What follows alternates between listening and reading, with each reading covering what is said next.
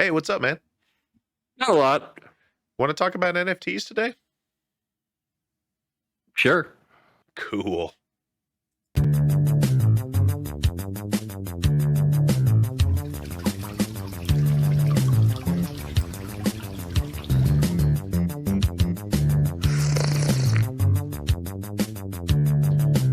Welcome to the Fresh Squeeze Podcast.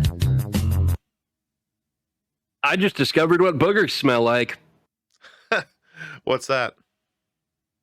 Boogers. And why do we need to know this right now? Because the government doesn't want us to. Bro, you are so slow on the uptake, man. Yes. It's all good, though. I forgive you. Just this once. Just one time? That's not very forgiving of you. As Spider-Man always said, everyone gets one. Okay. Helping him mash potatoes. Well, I think that we need to kind of get started. Okay. Before we start talking about NFTs, we need to keep the bar low. We need to set our whole entire bar low by just watching some fail. Okay, let's do that then. Fails are always a win in my book. I agree. All right, let's see what we got going on. Oh, I've seen that one before. Me too. Yeah, that's not good. Okay. Oh shit. Oh shit.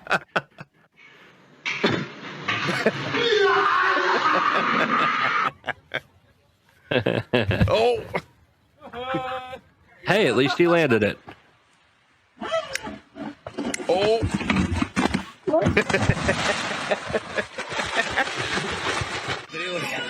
Dang, dude. Oh. Oh shit.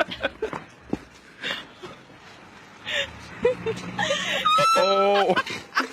Oh. Ow. Oh. Splash.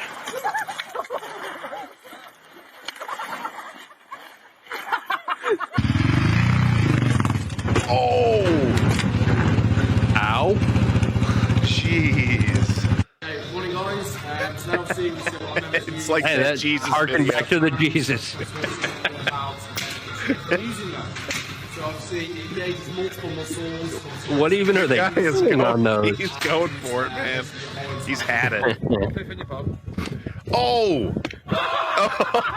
Ow. Oh.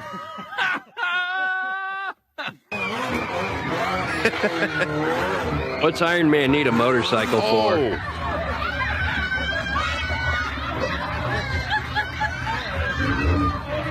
Cut him off. He's had too many. Oh boy. What's gonna break? Oh. Oh. Ouchie.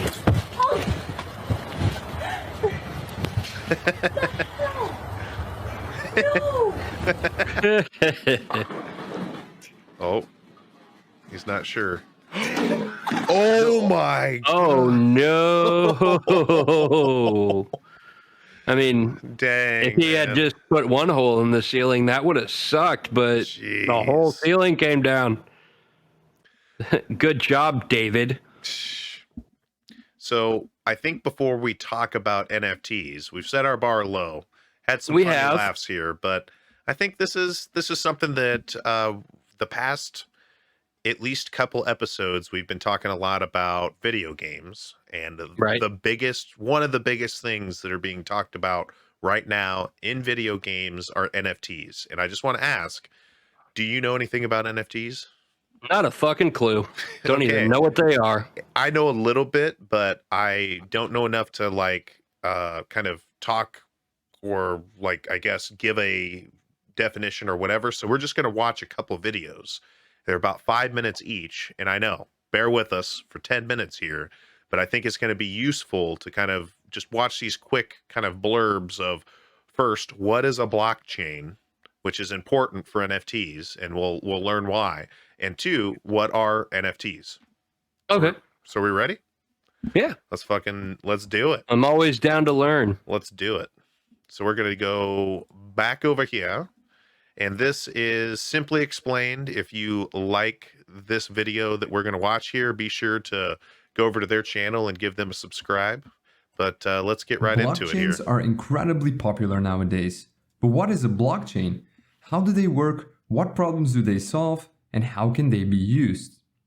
Like the name indicates, a blockchain is a chain of blocks that contains information. This technique was originally described in 1991 by a group of researchers and was originally intended to timestamp digital documents so that it's not possible to backdate them or to tamper with them, almost like a notary. However, it went by mostly unused until it was adapted by Satoshi Nakamoto in 2009 to create the digital cryptocurrency Bitcoin. Now, a blockchain is a distributed ledger that is completely open to anyone. They have an interesting property. Once some data has been recorded inside a blockchain, it becomes very difficult to change it. So how does that work? Well, let's take a closer look at a block. Each block contains some data, the hash of the block, and the hash of the previous block. The data that is stored inside a block depends on the type of blockchain. The Bitcoin blockchain, for example, stores the details about a transaction in here, such as the sender, receiver, and the amount of coins. A block also has a hash. You can compare a hash to a fingerprint. It identifies a block and all of its contents, and it's always unique, just as a fingerprint. Once a block is created, its hash is being calculated. Changing something inside the block will cause the hash to change. So in other words, hashes are very useful when you want to detect changes to blocks. If the fingerprint of a block changes, it no longer is the same block. The third element inside each block is the hash of the previous block. And this effectively creates a chain of blocks, and it's this technique that makes a blockchain so secure. Let's take an example. Here we have a chain of 3 blocks. As you can see, each block has a hash and the hash of the previous block.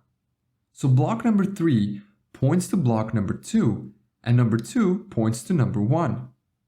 Now the first block is a bit special. It cannot point to previous blocks because, well, it's the first one. We call this block the Genesis block. Now let's say that you tamper with the second block. This causes the hash of the block to change as well. In turn, that will make block 3 and all following blocks invalid because they no longer store a valid hash of the previous block. So changing a single block will make all following blocks invalid. But using hashes is not enough to prevent tampering. Computers these days are very fast and can calculate hundreds of thousands of hashes per second.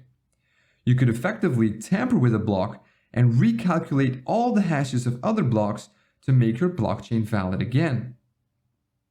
So to mitigate this, blockchains have something that is called proof of work. It's a mechanism that slows down the creation of new blocks. In Bitcoin's case, it takes about 10 minutes to calculate the required proof of work and add a new block to the chain. This mechanism makes it very hard to tamper with the blocks because if you tamper with one block, you'll need to recalculate the proof of work for all the following blocks. So the security of a blockchain comes from its creative use of hashing and the proof of work mechanism. But there is one more way that blockchains secure themselves, and that is by being distributed. Instead of using a central entity to manage the chain, blockchains use a peer-to-peer network and everyone is allowed to join. When someone joins this network, he gets a full copy of the blockchain. The node can use this to verify that everything is still in order. Now, let's see what happens when someone creates a new block. That block is sent to everyone on the network. Each node then verifies the block to make sure that it hasn't been tampered with. And if everything checks out, each node adds this block to their own blockchain. All the nodes in this network create consensus. They agree about what blocks are valid and which aren't. Blocks that are tampered with will be rejected by other nodes in the network. So to successfully tamper with a blockchain, you'll need to tamper with all the blocks on the chain, redo the proof of work for each block, and take control of more than 50% of the peer-to-peer network. Only then will your tampered block become accepted by everyone else, so this is almost impossible to do. Blockchains are also constantly evolving. One of the most recent developments is the creation of smart contracts. These contracts are simple programs that are stored on the blockchain and can be used to automatically exchange coins based on certain conditions. More on smart contracts in a later video. The creation of blockchain technology piqued a lot of people's interest. Soon others realized that this technology could be used for other things, like storing medical records, creating a digital notary, or even collecting taxes. So now you know what a blockchain is, how it works on a basic level, and what Okay. So do you kind of understand kind of how that works and how it could be useful? To a degree. I mean, I am not the most tech savvy person in the world. I am barely tech literate. I think if tech literacy were a series of books, I would be reading it about the very hungry caterpillar level. Just saying. Well, the whole point of a blockchain is just mainly to create unique numbers that correspond with transactions. So I don't want to beat a dead horse here. They explained it really well in that video, but this moves us on to NFTs because NFTs use blockchains and this will all tie together. But I felt like people needed to know what a blockchain was before we really talked in depth about what an NFT is. So That's me. I'm people. all right, so let's go back over to this screen and talk about NFTs or non-fungible tokens. Fungible. Tokens, or NFTs, have exploded in popularity in 2021. Where NFTs About NFTs now. NFT artworks have been selling for millions of dollars, while some are perplexed why so much money is being spent on items only exist in digital form and can be viewed by anyone for free. Others view NFTs as the next phase in art collection. So what exactly is an NFT? An NFT is a digital asset that exists on a blockchain, a record of transactions kept on networked computers. The blockchain serves as a public ledger, allowing anyone to verify the NFT's authenticity and who owns it. So, unlike most digital items which can be endlessly reproduced, each NFT has a unique digital signature, meaning that it is one of a kind. They're usually bought with cryptocurrencies or in dollars, and the blockchain keeps a record of transactions. While anyone can view the NFT, only the buyer has the status of being the official owner, a kind of digital bragging rights. Colburn Bell, the co-founder and director of Museum of Crypto Art. It's really just seeing is believing. I think the biggest step is beginning to abstract it from the computer screen and from the phones, because when you see it on a computer, people think, oh, this is just screensaver art, or this belongs on a computer. No, this belongs in something much bigger. What kind of NFTs exist? All kinds of digital objects, images, videos, music, text, and even tweets. I sell, fair warning, at $10 million. But it's digital art that has seen some of the most high-profile sales. Might you be bidding? Take the NBA Top Shot platform. Enthusiasts can buy collectible NFTs in the form of video highlights of moments from games. NFTs can also be patches of land in virtual world environments, digital clothing, or exclusive use of a cryptocurrency wallet name. In March, the first tweet from Twitter boss Jack Dorsey sold for $2.9 million as an NFT. NFTs have been traded since around 2017. They surged in popularity in early 2021, then another explosive jump around August. Sales volume surged to $10.7 billion in the third quarter of 2021, according to data from market tracker DAP Radar. Max Moore is Sotheby's Vice President of Contemporary Art Department. As we move more and more into that type of society where technology is intertwined and intersected, in more powerful and increasing ways, that NFTs and digital assets will just be a reflection of our preferences and our values as a human society. Why have NFTs surged? Some attribute the frenzy to lockdowns, forcing people to spend more time at home on the internet. For some people, it is the digital equivalent of buying an expensive pair of sneakers, a way of communicating social status and personal taste. For others, the lure lies in rapidly rising prices and the prospect of big returns. Some buyers flip NFTs, selling them on for profit. In October 2020, Miami-based art collector Pablo Rodriguez Frail spent almost $67,000 on a 10-second video artwork that he could have watched for free online. He sold it for $6.6 million in February 2021. Same argument as, you can go into the Louvre and take a picture of the Mona Lisa and you can have it there, but it doesn't have any value because it doesn't have the provenance or the history of the work. Again, the reality here is that this is very, very valuable because of who is behind. It's a full career of a generation career in this space and being the best of the best. Turn your mic up, bro. See NFTs as the future of ownership. They believe in all kinds of property, from event tickets to houses, will eventually have their ownership status tokenized in this way. But there are risks Are they in going investing in to talk NFTs, to that guy? Because it's kind of weird they're showing that video. cryptocurrencies. NFTs A little remain bit. largely unregulated. Anybody can create and sell an NFT, and there is no guarantee of its value. And in a market where many participants use pseudonyms, fraud and scams are also a risk. Okay, so we've learned what blockchain is. We've learned what NFTs are. And I just want to point out that there was an ad for a Kyle Rittenhouse video. Yes, but we also kind of try not to get political on this show. Well, Kyle Rittenhouse is not necessarily a political person. It's just politicized.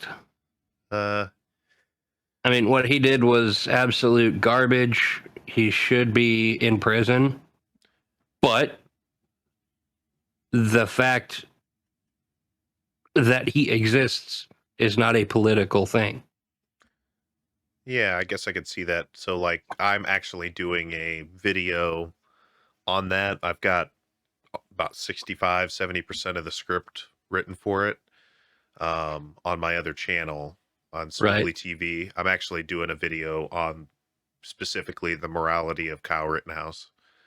But like I said, this isn't the I guess medium for that. But if people are interested, they could definitely check it out if they want to. Check it out, bro. But anyway, let's go back to NFTs. We got sidetracked. Right. We got sidetracked. So, I'm just going to up and say it. It's a stupid fucking idea. why is that? Same, as it was explained in the video, it's the digital version of having a nice pair of sneakers. And the idea of social statuses, to me, it's just a bullshit concept that just shows that we as humans are still monkeys. We're all just underdeveloped and maliciously evolved life forms that, in the greater scheme of things, ain't nobody better than anybody else. No, not at all. If I were to stab any one person in the world in the face, they would still bleed, it would still hurt, and they would still die. There is no difference except for that Sophia the robot bitch. I don't trust that shit. Nuh-uh. Robotics is going to cancel each and every one of us physically. You're just like, I saw her. That was Sophia. I know who you are. Oh, no. I've seen the videos and that shit is creepy. Not only creepy, but it is just an indication that humanity is going to have Terminators patrolling its streets. If the fresh squeeze gets popular, we have to have Sophia on the show. You bring Sophia on the show, I will come to your house, bend you over my knee, and spank your ass as hard as I can with a chalkboard covered in nails. Don't threaten Just me saying. with a good time. Don't. I will threaten you with whatever time I please, Jason. I am very passionate about not letting the robots take over. So let's think a little bit further on the NFTs thing here. So Okay. I agree with what you're saying, but there are many, many uses. Like that's just a use for NFTs. So like another Right. use, and let's think about this as far as maybe a potentially good use for NFTs. And there is one. And so Sam Harris, this guy that I listen to his podcast, which is the Making Sense with Sam Harris, he's creating an NFT. He's getting a lot of flack for it right now, and I can understand that because I personally hold I'm kind of in the middle on the NFTs thing, and mainly just because of what Sam said recently on his show. Is I was listening to one of his most recent podcasts, which I subscribe through his Patreon, and he said he's creating an NFT that will have attached to it essentially some artwork that corresponds to like his show and his intellectual property, but Right. essentially that comes with it certain perks because he has this other pledge. It's like a 10% pledge that he does that's like kind of a nonprofit thing where he has this organization where people pledge 10% of their money to altruism, to like giving to charity and stuff like that. And if somebody makes that pledge, he's just going to, just because somebody's made that pledge and they sign up for it on that website and attest to it, they get an NFT. And regardless of how valuable that NFT becomes, it's fine. People can sell it. And he made the comment, he was just like, well, if somebody like say they're pledging 10% of their income and they only make 50,000 a year between like a household, husband, wife or something like that, he said, and this NFT is worth $300,000 or something like that, you could sell it and then be able to get yourself a little bit ahead in life just by choosing to be one that gives 10% or whatever. You could use it also to like give perks to people who make that that value. Like he could just say, hey, I've got this NFT that could prove that this person gives 10% of their income, and if you go to Cinemark or something like that, because I don't know if that's a great example, but I'm just saying like enough people know about Sam Harris and then about this pledge or whatever.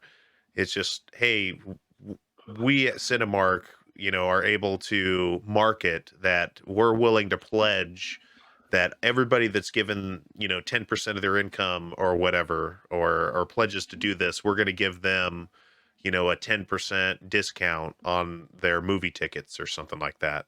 And there's just some other ways that you can do that by utilizing this blockchain technology to create some good in society as well. It's not just a grift. Well, it's creating good in society, but to me, that just sounds like incentivizing people to do things they should be doing anyway. Yes. Like, for instance, just going by your example, if somebody says, hey, if you donate $100 million to feeding children in Africa, I'll give you this NFT that's worth $200 million. That's literally incentivizing somebody to be a good person with monetary gain. And to me, that just kind of defeats the purpose of being a good person, because then you can't prove that you're doing it out of the goodness of your heart by any stretch of the thing. It will always just kind of stand to reason that you did it to make money. And I don't think that, I mean, he's explicitly explained multiple times that that's not the purpose of that. But that's not the purpose of it, but you can guarantee there's going to be greedy assholes out there that do it expressly for that purpose. And there's no way to say, oh, he's doing it just 'cause. You can't prove that, and you can't disprove that. But So if it has to me, the it's just an overall, exercise in futility. well, I guess so. But if it has an overall good effect of one, you have people who are actually legitimately giving to charities, and Right. two, those people could maybe, because of that pledge, get something back for their charity. I mean, they could even take that NFT and just sell it and then give that to charity if they really wanted to. I I'm mean, just saying, absolutely they could, but the whole thing just smells like tax write-off to me. I guess. Just no way you can really spin it, to me personally, to make it into something that is good, in my opinion. Yeah. Now, I can kind of understand the reason why people would use NFTs as currency, but at the same time, it's kind of like precious art. For instance, the guy brought up the Mona Lisa in that video. You can see it in the museum for, well, not free because you have to pay admission to the Louvre, but at the same time, Yeah. the owner of this NFT, for instance, if he doesn't want other people to see it, is he going to scrub it off the whole internet? No, that can't be done. Well, It that's the would be thing. like, oh, I don't want people to look at the Mona Lisa anymore, so I'm No. going to take each and every fake one out of the gift shop. So that's not actually so.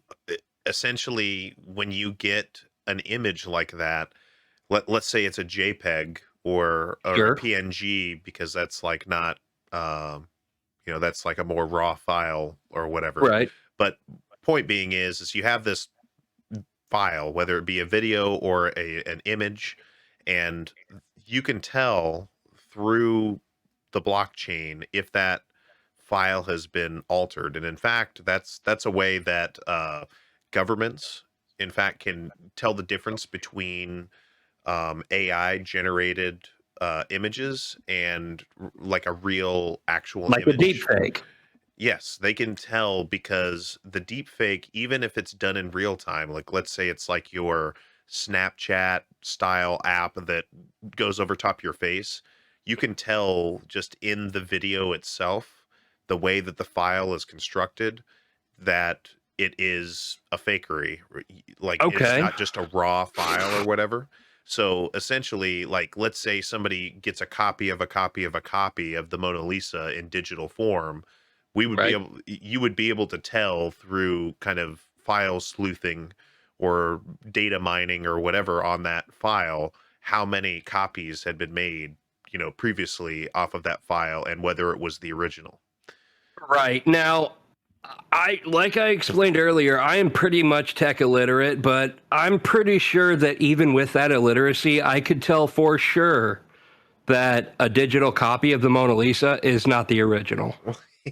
Yeah, I get that, but I'm just saying, and I have critiques of NFTs too. I'm just saying that I think that the allure of NFTs, just from what I've seen, is that you actually quote unquote own this image or whatever. Like there's the whole monkeys thing. Have you Sure.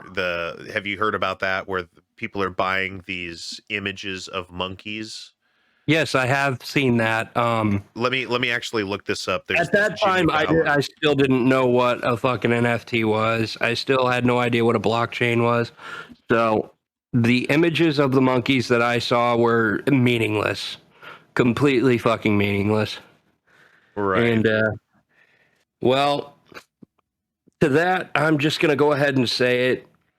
Unless an NFT is being used in an application for like law enforcement, I'm still probably not going to trust it as anything more than just rich people being rich. Right. And I can agree with that. Let's look at this here real quick on this. Oh, this Paris reaction. Hilton, come No, on. this was recent. This is recent, and this is kind of what gave me the idea for us to talk about this.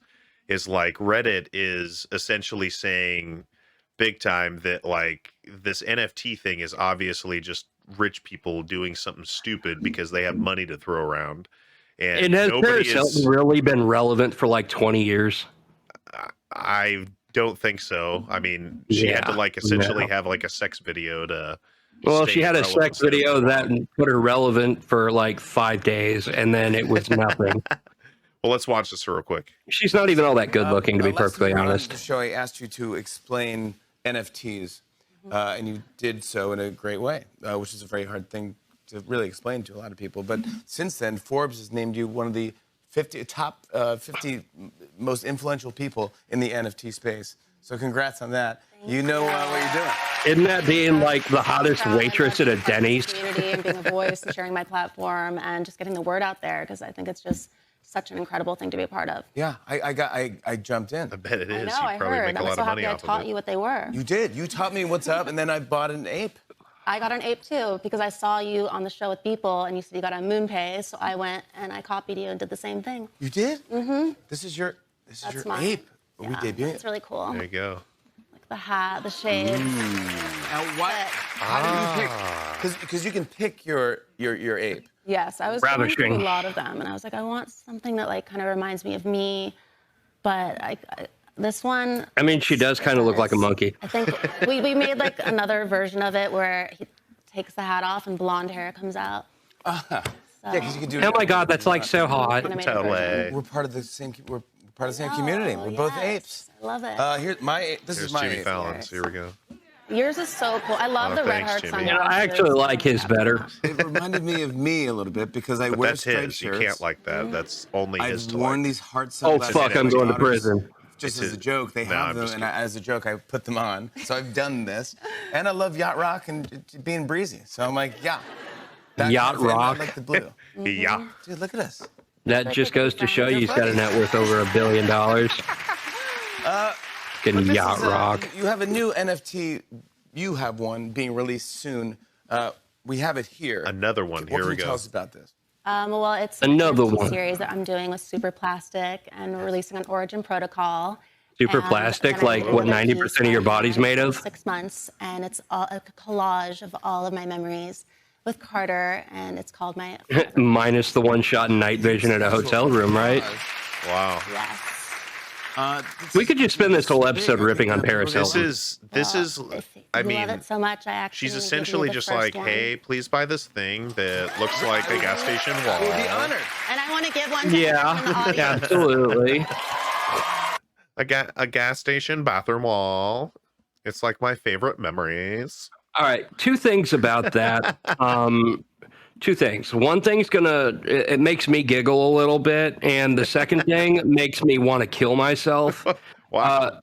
The giggle thing, the giggle factor, comes from the fact that Paris Hilton is trying so desperately to squeeze the last iota of relevance out of that toothpaste tube that is her life. Yeah. And just by jumping on what's popular now. And that makes me happy to know that her entire life can be summed up in the picture of a red monkey with a hat on. And you can't make this shit up. Secondly, the part that makes me want to kill myself is the fact that a dumb fucking idiot like Paris Hilton knows more about computers than me. Wow. Despite the aforementioned tech illiteracy. Wow. I'm just like, it's Paris goddamn Hilton. I sense some hate, man. I sense some hate. Some real hate there. You just I wouldn't call it hate. Hey, you would be more successful and know more about tech if you had your own sex video. I'm just saying. You're right. But that does not mean I'm going to take my pants off and shame on you for trying. Well, good. But because you shouldn't do that. my point is, Paris Hilton is known for getting boned in a hotel room by some dude whose name nobody knows and probably still doesn't to this day. And then suddenly she's a multi-billionaire because she earned a hotel from her daddy or whatever. And then suddenly she's some sort of crypto genius? Nah, I don't believe that for a second. Not even a little bit. Her biggest draw in her failed movie career was the fact that you get to see her die in House of Wax. Which, by the way, awesome scene. Gets speared through the face by a piece of pipe by a man who's wearing a wax mask. That is cool. But at the same time, do you see my fucking point here? Yeah. I think that she, like, after that sex video, probably had a lot of trouble sleeping. I would imagine. Do you know why? because of the mosquitoes. Mosquitoes were just going at her. Mosquitoes? Oh.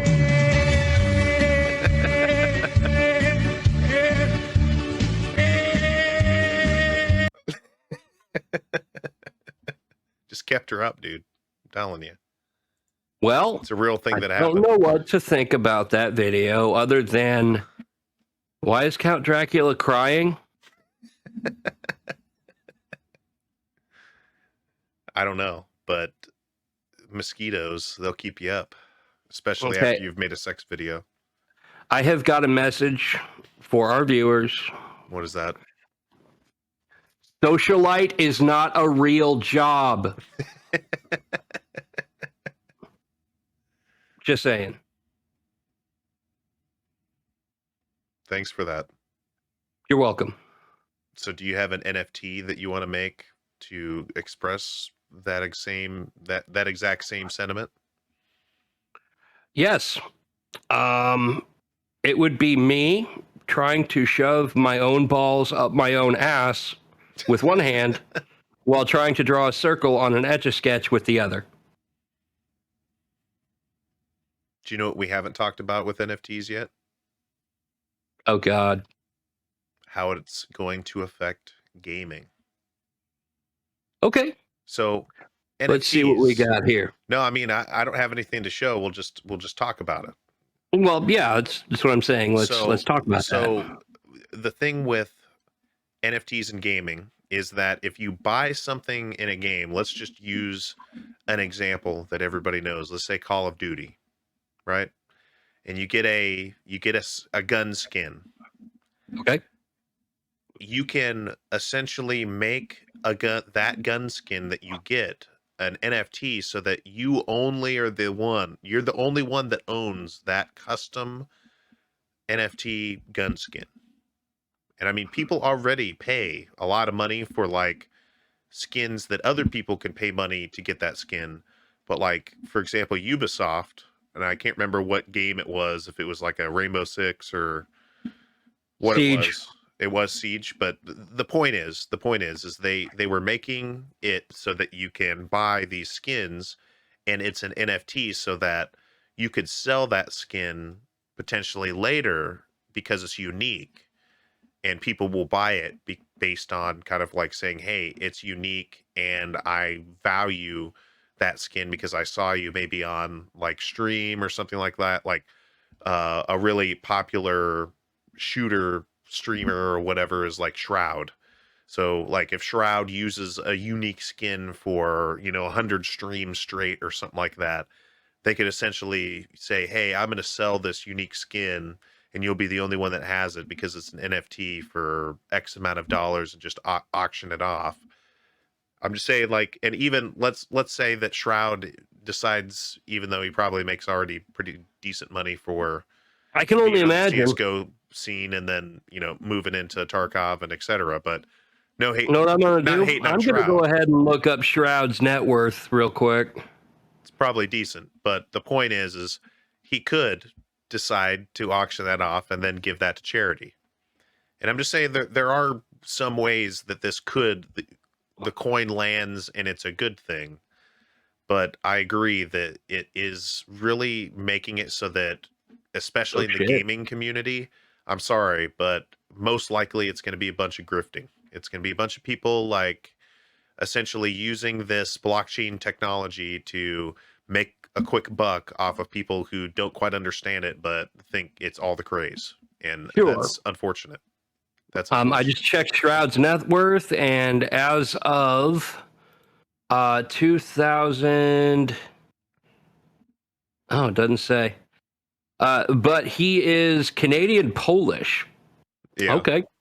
He's worth $20 million. Yeah. I just discovered also, as of this writing, Shroud has more than 9 million followers on Twitch, 7 on YouTube, and nearly 1 billion views. One of the most followed, most popular, and highest earning people on Twitch. He's often compared to and competes with and against Ninja. Everybody knows Ninja, the blue-haired fuck who does Fortnite videos. Dude's name is Tyler. All I have to say about that.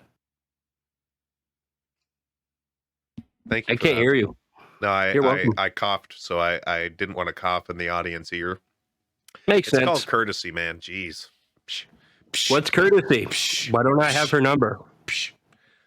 Well, one thing I'm going to say is that I have a feeling this next video is going to just make you a little happy. We've talked I about hope some so. depressing stuff, but this one, I hope, brings a smile to your face. Of course. I hope so too. So we're going to give this one a try. Oh no, it's getting wild. Okay, so let's. It got wild. Is the current temperature right now in Winona? Ooh, Oh, that's funky. What is going? Ooh, I don't really know what's going on. Oh man, do you guys want one Jennifer or two Jennifers? This is what. Oh, this is having a technical meltdown. Can you lead that train off the monitor? Wait, what now? Can you lead that train off the screen? Oh my god. Oh my Lord. Current temperature is 58 degrees. I have no idea what that was, but that was brilliant. Yes, it was. 41 for overnight low temperature frost advisory in southeast Minnesota by tomorrow afternoon. I can't even talk right now. Sunny and warmer. Delicate and groovy, like a 1970s. Gave me a headache. okay. When that first popped up, I was thinking to myself, oh, this is cute. This is quirky. Yeah. Technical difficulty to the viewer's advantage here in that it's funny. It was funny. But then I realized that reminds me of Pontiff Sullivan from Dark Souls 3 and fuck that boss. We're going to do a double trouble here. So this one's a quick one here.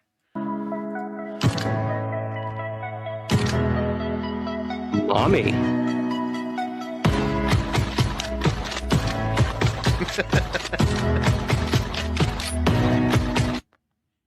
Did you get it?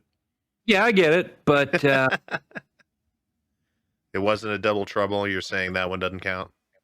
No, I'll say it does count, but for one very specific reason. Well, just to put it out there, I have a boner now. Okay. Thanks for letting me Amazon know. women are pretty hot, not gonna lie. Thanks for sharing. You're welcome. You're welcome. Do we have anything else to talk about NFTs? Do you think we've exhausted the entire NFT? This bottle is an NFT now. I'm just kind of curious. Like, I get the possibilities with the NFT thing, but do you think that people are really actually, other than a few individuals who are going to be on the bleeding edge, do you think it's something that's going to be popular and makes it? I mean, seems like there's a lot of skepticism in the community. A lot of people are kind of like, that's bullshit, whatever.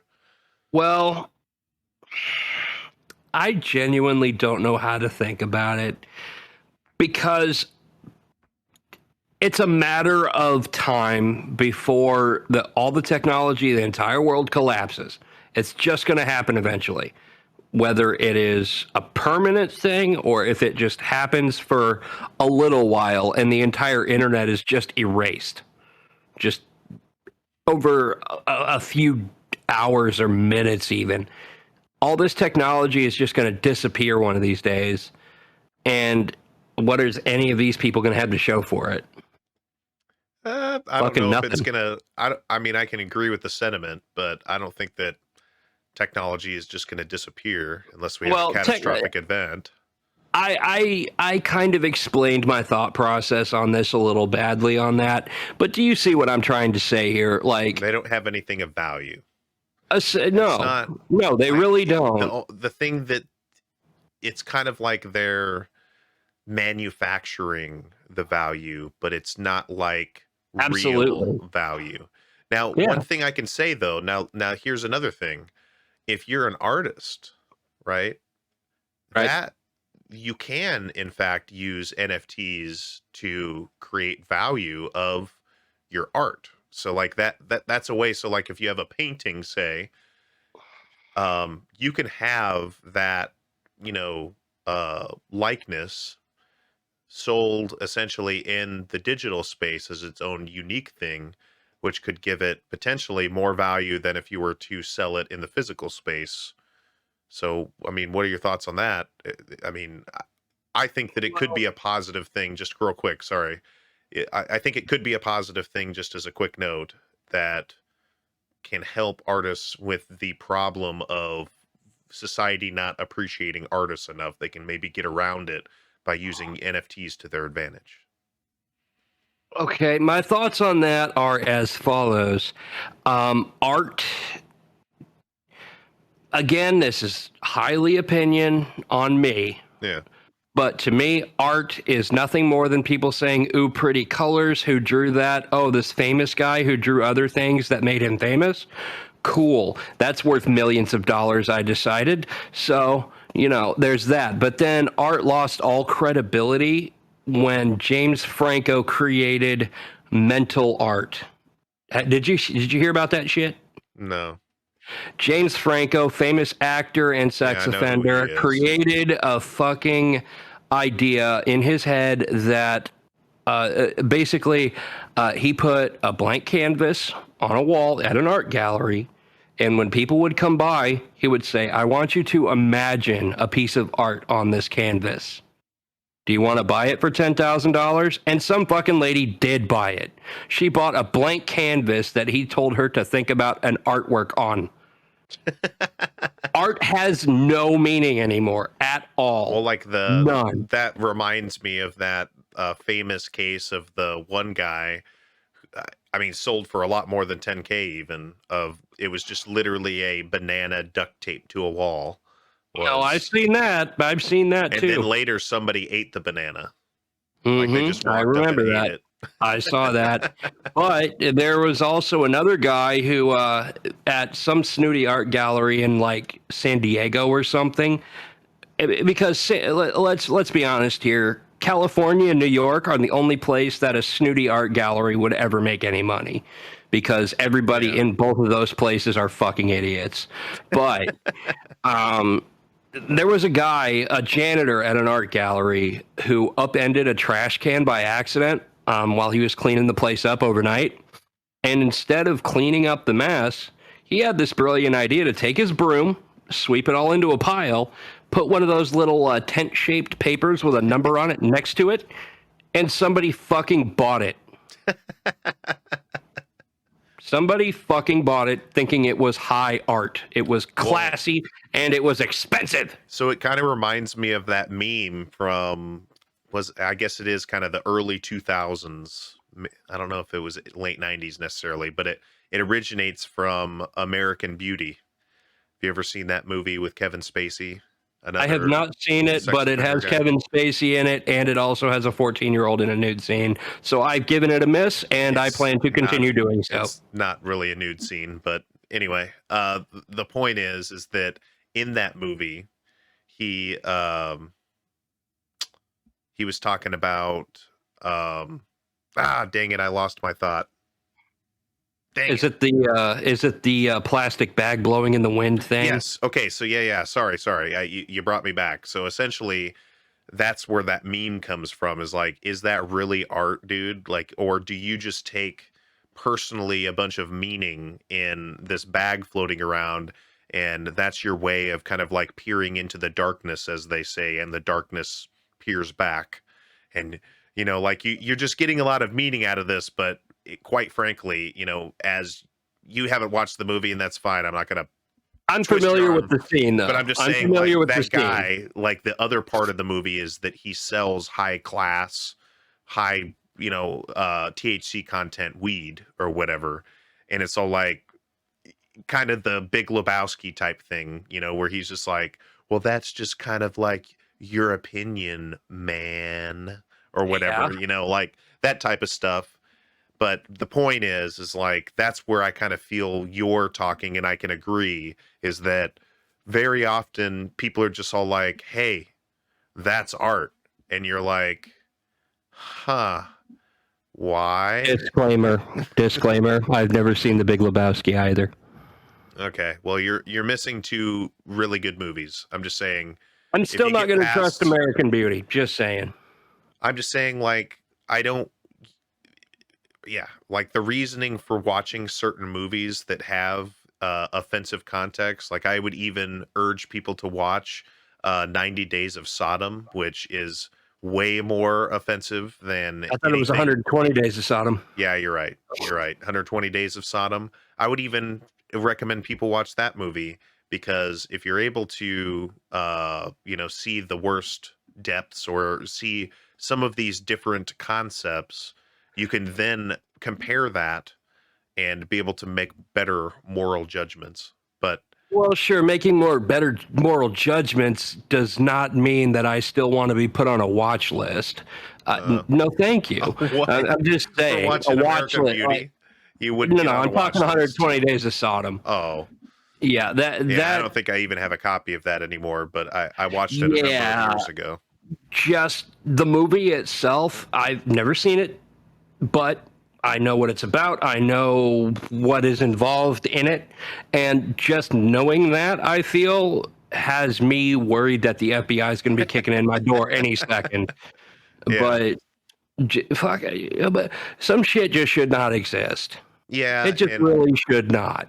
I American agree. Beauty is like the Kmart of 120 Days of Sodom as far as offensive nature goes. But from what I understand of American Beauty, it is literally just an older guy who is sick of being a dad, falls in love with a girl at his daughter's slumber party or some shit. That's a very simplified kind of version, but yes, roughly yes. But I would just like to note that he does not, and spoiler, I guess, alert if people haven't watched. I mean, it's been a number of years now. If you haven't watched it yet, spoiler you alert haven't for a watched it. 40-year-old movie. Yeah, it's an older movie, but the point is like he doesn't actually have sex with her, and she, in fact, like goes over and then eventually through grooming, I think, which is fair. But we talked about how My Fair Lady is grooming, and that's like a 50s movie. So I'm just saying, That's like, back when grooming was okay, yeah, I'm just saying, or at least we're just talking accepted. about like a more modern-ish from 20 years ago movie, grooming, but we also, as a society for 70 years now have accepted My Fair Lady as like a great Broadway style musical or whatever that we can take the kids to or whatever. But I'm just saying, like, anyway, enough of that. Well, yeah, enough of that. But I get what you're saying on the art thing. Bring it back to the art thing. That's what I was next trying to get topic, though, honestly, you brought it up well enough. Just the idea that things are so accepted in the past and they're not okay now. I mean, there's no end to them. That's like just human nature. It is human nature to evolve that way, yes. However, at the same time, where do you draw the line at what is actually bad and what is actually not bad? I mean, 10 years from now, NFTs could be considered the most offensive and the most immoral thing in the world.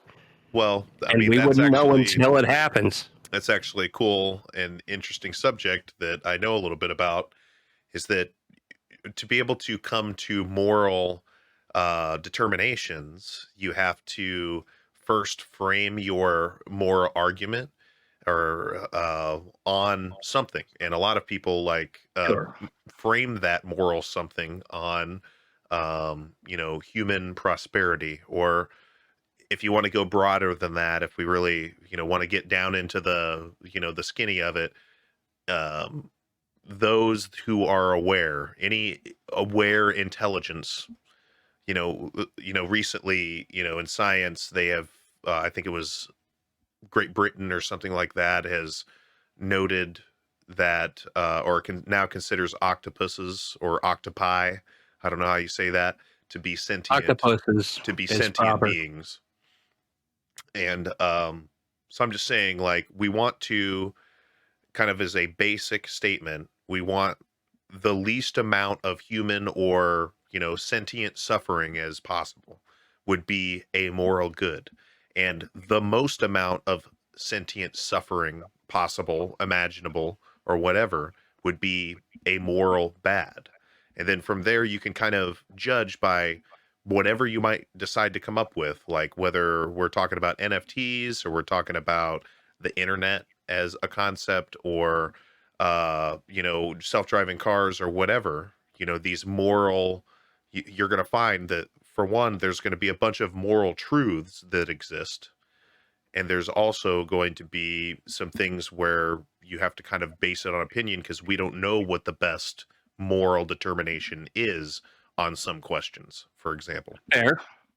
But we know that there's a peak. There for everything, it's an objective statement to say there is somewhere existing. We may not know what it is, but there is a peak to every moral question. Like the most moral thing that you could do is X. We may not know what X is, but in some cases we actually do know what we understand to be the moral peak. Like never would it be the case where you would want to kill somebody, right? Because that would be immoral. That's an easy one. But I'm just saying you can branch off of that and start creating scenarios where maybe it doesn't make sense, but in a general sense, just for no good reason or whatever, just killing somebody is a bad statement.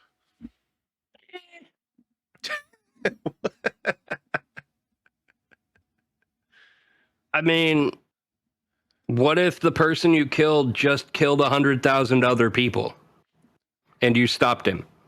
Right. And I would say that stopping somebody from doing that, from doing more killing would, be a case where if you really had no other option, certainly do it. You got to do that. That's just my personal moral determination. I would say if there was a possibility that you had within reason to not kill that person, I would say killing is always bad, regardless of whether that person, is doing bad things or whatever. I don't agree with the death penalty, for example. Well, look at it from a Batman standpoint. He says if you kill somebody, then the number of killers in the world stays the same. But then this guy just killed 100,000 other people. Your math is off, Bruce Wayne. You should be ashamed of yourself, first of all. Secondly, it should be considered a moral obligation to put an end to this person no matter what, when there is irrefutable proof and 100% certainty that they are guilty of the crime. The only true justice is an end to their madness, as it were. Because if somebody like that is able to continue living and thriving, and they go through the justice system, they go through due process, there's always the possibility that they will either escape or be let free. And what's to stop them from continuing? Yeah, and I think that what my major I guess arguments against it aren't necessarily in these irrefutable cases that like you're talking about.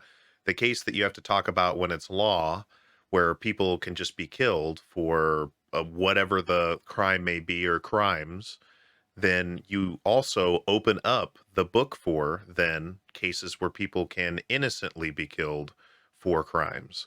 And that to me is an immoral book that we can just close. We can close it by saying we don't kill nobody for no crimes.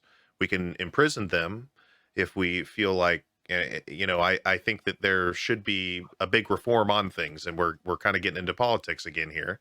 But the point is that I still think that it is a moral negative, even if somebody has killed 100,000 people, like you say, to kill that person, because I think that they should be imprisoned, and we need to keep our citizens safe if we're able to imprison them. And if they're in the act, like they're literally in the act of killing a bunch of people, or they're about to press the button that launches the nuclear bomb, kill that person, like kill them before they do that. That I'm not arguing that we should just, well, you know what? I can't kill a person, so just press the button, bro. You know, that's not what I'm arguing.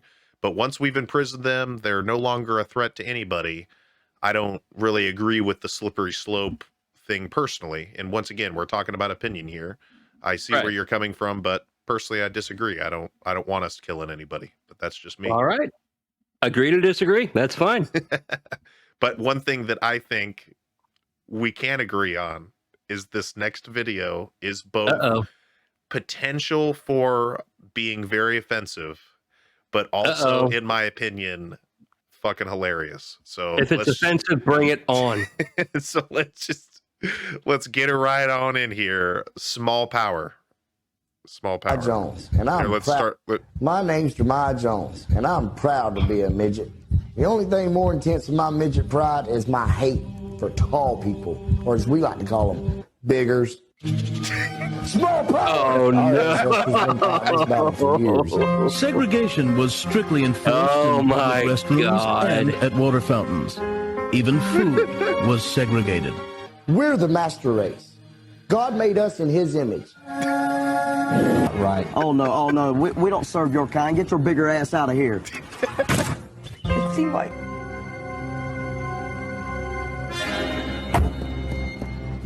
We don't want your kind living around here, boy. I've been harassed, called names. My wife was called a bigger lover. Well, that's not as bad as getting hit by a chair. Oh, God.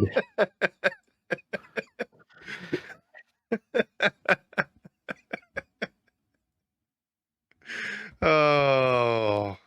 So what do you think? We going to get blocked for that one?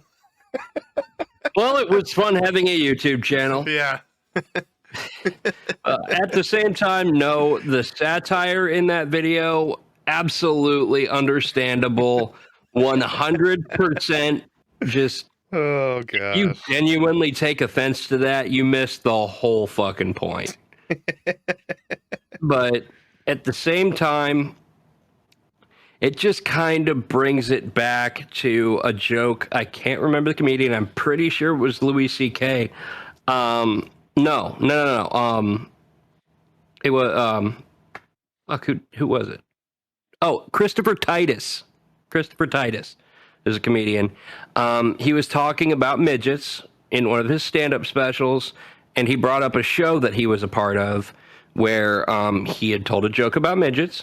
Yeah. And then he mentioned that a midget came up to him after the show and said, "Hey," sorry, it was more like, "Hey." But it was, he said the midget walked up to him and said, "You know, using that word midget is like saying the N-word." And he's like, "You wouldn't even say one of those words. Which one is truly more offensive?" Yeah. And honestly, if I were a midget, I would embrace that word. Because first of all, it's a funny word. It really is. Fair no enough. ifs, ands, or buts about it. It's a fun word. I'm just saying, like, I don't want to put words in their mouth, but like a famous small person or whatever is Peter Dinklage. And I think Peter Dinklage has a great sense of humor about his size or whatever. So just saying. Dinklage, Peter Dinklage, Peter Dinklage, Peter Dinklage. Have you ever seen Space Pants? Yes, I have. Space Pants is Yes, I excellent, have. dude. It is pretty hilarious. But, I mean, I feel like a mob meeting being interrupted by a, let's say, catchy song being played at the club, they could have done so much more with it. Yeah. They really could have. I But you got to admit, Peter Dinklage can rock the fuck out of a pair of yoga pants. Yeah, he definitely can. He definitely can. All right. What else we got going on? Well, have you ever ridden a bike and then just fell flat onto your face? Absolutely. Well, let's watch another guy do that. Okay. When it's not happening to me, I'm okay with it. Oh, of how fucked up he's fucked up. That's fucked up. He's like, oh.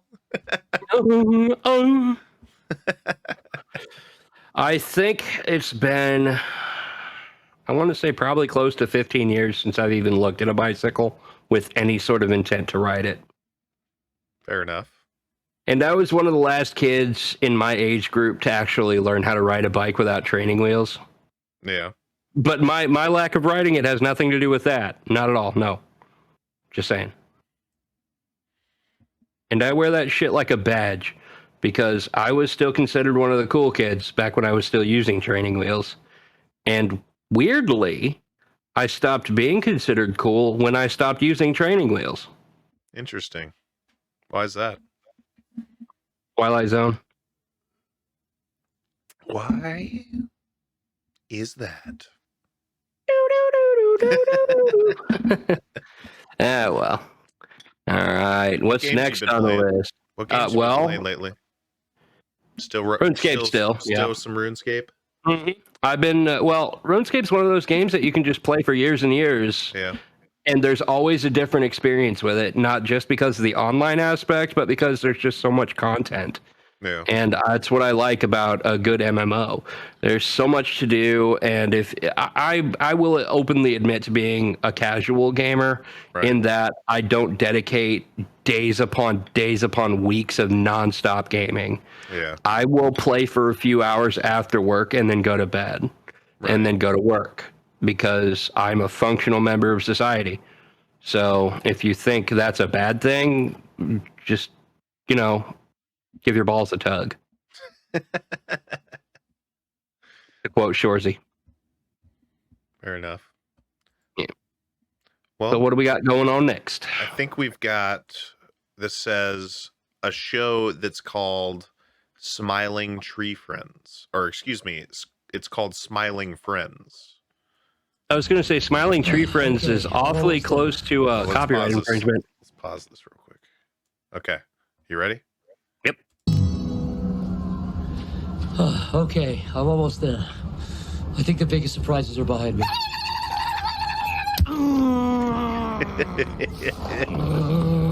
Dude, I warned you. I said I was going to do that if you did that again. All right. Kind of out of nowhere, but at the same time, all right.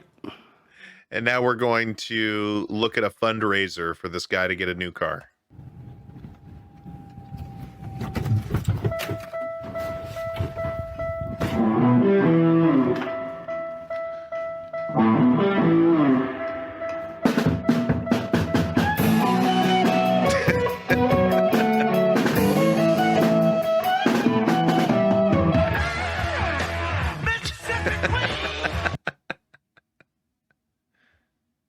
Okay.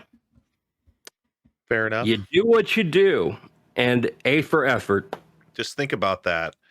What he could do is he could create that as an NFT, and then he could sell the NFT to get himself a new car. You know what? I knew you were going to say that before you said it.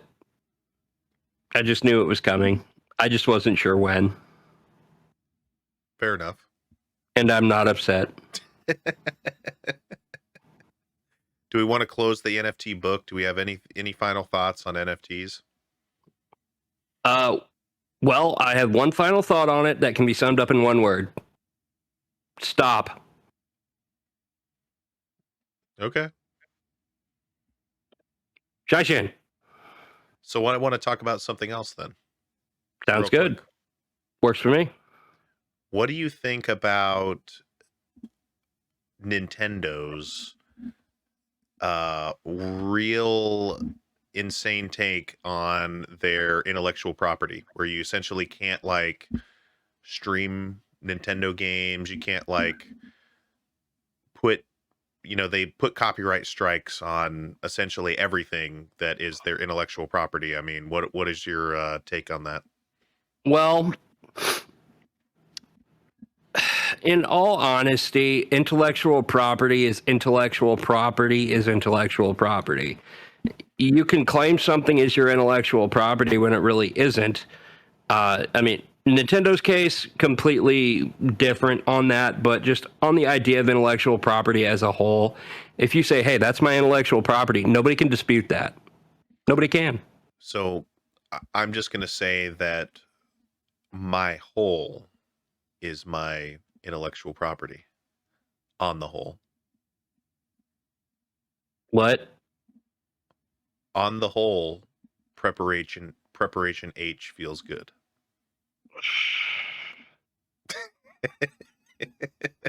And that is my intellectual property. I should be angry with you. I really should. I really should be mad at you for that. But I just can't. Okay? I just can't. It's an oldie but a goodie, so I appreciate it. It's an oldie but a decenty. I mean, Austin Powers as a franchise On the just whole. stopped being good halfway through the second movie. Yeah. Yeah. Do you think they should continue it on with what's his name? What's that guy's name again? Nope. Scotty. I know that's what his character name is. Seth Green? Is that his Yeah. No, they shouldn't. Didn't they try? They tried, didn't they? No, I believe there was something that was proposed and conceptualized, but never really became anything. I have a fair amount of certainty that they had at least begun pre-production on something to do with Austin Powers, and then they either ran out of money or some big name actors kind of dropped out of the project and they just called it a lost cause. But either way, Vern Troyer died. So without Mini-Me, it's nothing. Yeah. You can't have Austin Powers without Mini-Me for the same reason you can't have peanut butter and jelly without jelly, because he was the second best part of that entire movie. I agree. Well, all three movies for that matter. The best part was, in order, Elizabeth Hurley, Heather Graham, and Beyonce. So I have another question along not those same lines. Okay. Do you think that The Sound of Music would be a better movie with Uzis in it? Uzis? Yes. Bring up the next video, buddy.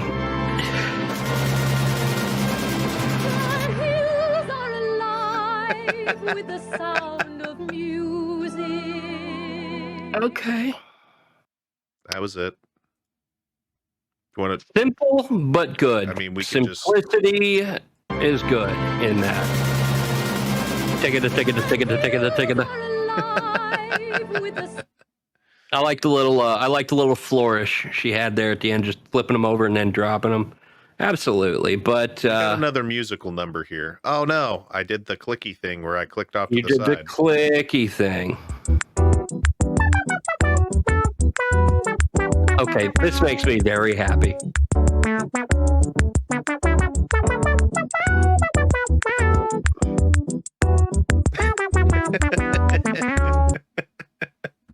I like the bend. It's all bow wow. Absolutely, but I mean, it's a kitten, so I love it. Me too. Me too. I love kittens. So I am not afraid to say that I love kittens either. We've got 2 videos left to watch, and then I think that we in this time period should probably just kind of share some final thoughts. We've talked about NFTs. We talked a little bit about Nintendo. We did. Being a little bit ridiculous, how copyright is. I mean, we kind of danced around that issue a little. Granted, just my thoughts on the Nintendo thing. I mean, come on. Just because they can doesn't mean they should. Right. I mean, video games are meant to be enjoyed by everybody. Yeah. Absolutely everybody. And at the same time, Nintendo is putting a block on people that are trying to show how much they love it. Yeah. Because you're not going to stream a game that you hate. Right. I mean, very few people would do that. The thing that frustrates me too, you know what really grinds my gears? I'm not even going to do the accent because you criticized me last time for doing it. I did. So I'm just not even going to do it. You stopped me from doing that. Thanks. Thanks. You're welcome. You're welcome. But anyway, it makes me upset when there's people that are legitimately just giving some fan service to any of these intellectual properties, and you have these, third party, I don't know if it's like software, some of it's software, but it's ultimately companies that are like protecting the copyright or whatever. It's like, do we really think, like, for example, on this Squeezebox channel, I have a video where we talk about The Lighthouse, the movie. And I fought that thing for over a year to try to get the copyright strike off of it, because we showed a few clips that were 10 or 15 seconds of the movie. And I even, in some cases, I superimposed, property of such and such group, and then like all of that. Like I did everything that I could to alter it so that it's just like, hey, obviously we know that this isn't something that I'm claiming. You know what I mean? I'm not trying to make money off of just like me watching a movie and just sitting there through the full length feature or whatever. I'm talking about the movie and giving further fan service to it. Why would they care about that? Why do you give a shit that I am showing your movie and giving you essentially free marketing for your fucking movie? It's stupid. Exactly. It's utterly stupid. Yeah. Exactly. I mean, there's essentially just like, they'll spend all of this money on marketing, and they'll also spend money to keep people from marketing for them, in the hopes that there was some cases, like for example Pokemon. There was a game that came out that they axed because it was essentially, you could go around in a first person shooter and like shoot Pokemon characters in the head, and blood splatters and all that. Yeah. I'm just saying, like, they don't like that, and that's why they probably that's they do assassination of character. But at the same time, the free marketing should be good. Yeah. But actually, I had seen a news clip recently, and you're mentioning that you fought that copyright strike for a year. Yeah. That just kind of brought that to the forefront of my mind here. You're living proof that a copyright strike can take forever to get rid of, and until then, the video's gone. It's just not available.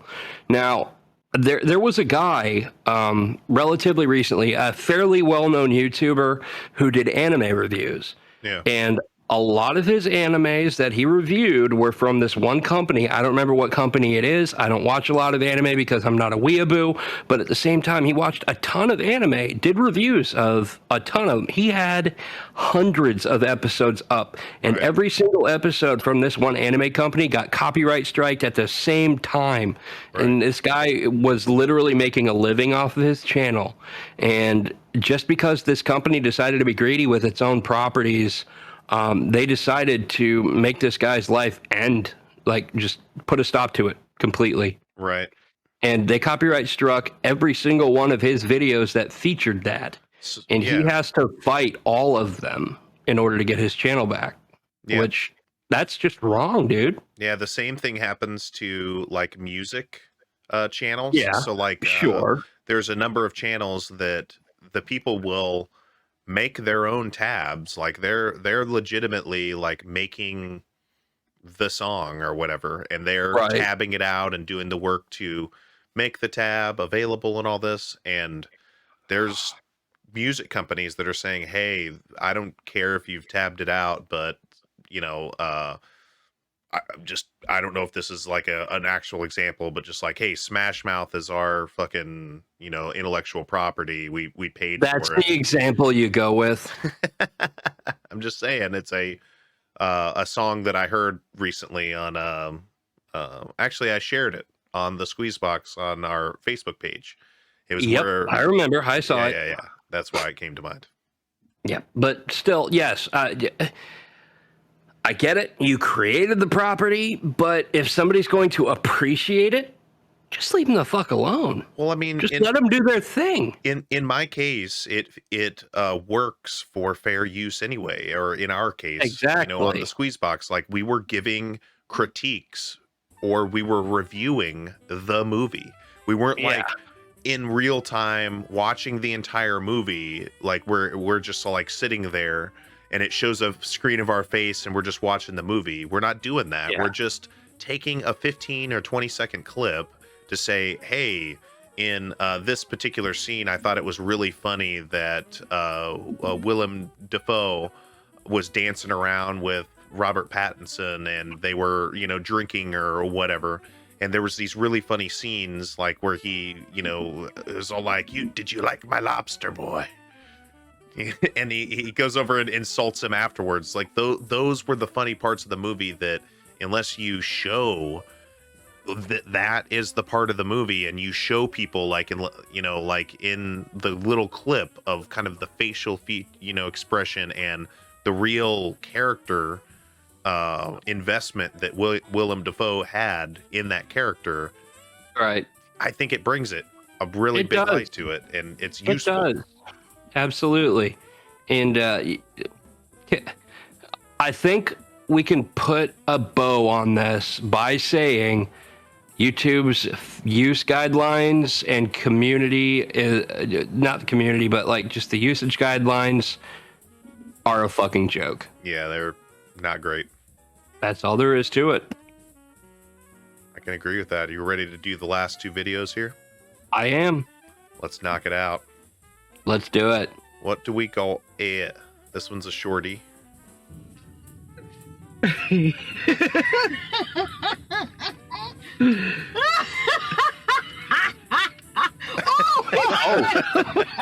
Oof.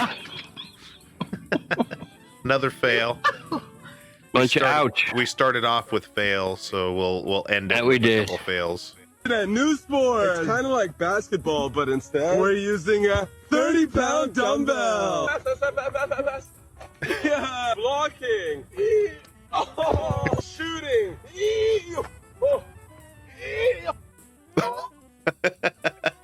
Oh. Oh no. Oh no. Oh. Yeah, it's definitely an oof. Just seeing that freeze frame where it ended makes my head hurt. Ouch. Do you know what they probably did? I probably used a rubber dumbbell or something. No, like they that. just. I don't think that actually is going to hit him in the head. It's just to the side of his head. Very possible, but at the same time, they took a pretty big risk by doing it that way. Yeah. If they just used a rubber dumbbell-shaped item, that wouldn't hurt so much. Right. And it would achieve the same effect. If their entire intention was to cut it right there, and there isn't actually more to the video, then yeah, I feel like that would be a safer option. Yeah. For a practical effect. So, still, ow. Well, I think that is the most painful thing I've seen, and it didn't actually hit the guy. So, what's that tell you? Some stuff. Well, information. I would imagine. I could take that information, I could put it into a blockchain, and then I could make that an NFT, and then we could make money off of that NFT. Just saying. I'm just trying to be more like Paris Hilton. I'm bringing up ideas of how to make money. This is 100% not going to become quotable. Just saying, we cannot bring this up in later episodes. We just cannot. Because I can make an NFT out of that would be good. I feel like that is a quote already from somebody, and the idea guy. It's like that meme where they're sitting at the the conference table, and then the last guy says an idea and gets thrown out the window. Yeah. It's like, hey, we could make an NFT out of that. Everybody just looks at him and throws him out the window. Well, yes, but I mean, that is one of the all-time greatest memes, in my opinion. I love how usable it is. And it's up there with Woman Screaming at Cat as one of my favorites, just for how funny and utilizable it is. Well, there we go. Also, that cat, his real name is Smudge, which I think is just delightful. That is delightful. Mm-hmm. Well, do you have any final thoughts? Final advice? Wash your balls.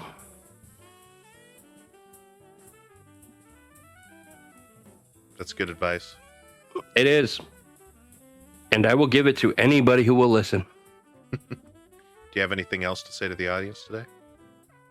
No, I don't think I do. Okay. Well, I have something to say. If this is content that you like, please hit the subscribe button. And as always, thanks for watching. Goodbye. Have a great night, y'all.